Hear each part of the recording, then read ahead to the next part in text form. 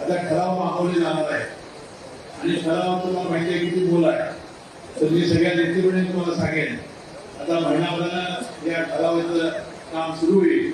या ठरावामध्ये जास्तीत जास्त राष्ट्रवादी विरोधी पक्षाचे ठरावाचे गोळा होतील. तिकडे आजपासून आपण लक्ष द्यावं. जिल्हा मजुरी बँकेचा अजून थोडा वेळ आहे, त्यावेळेला तुमचा मेळावा घेतला जाईल. जिल्हा मजुरी बँकेमध्ये आता बँकिंग लिक्विडेशन ऍक्ट मध्ये एक बदल झालेला आहे. 10 वर्ष ज्यांना झालेले आहे त्यांना आता रसावं लागणार आहे. त्यामध्ये मी आहे, भयाचे पाणी आहे आणि संतोष पडले आहेत. आता थोडा कोर्टात तो एक मामला आहे की हा कायदा इथून पुढे लावायचा काय मागे लावायचा, यामध्ये एक उच्च न्यायालयामध्ये सर्वोच्च केस आहे.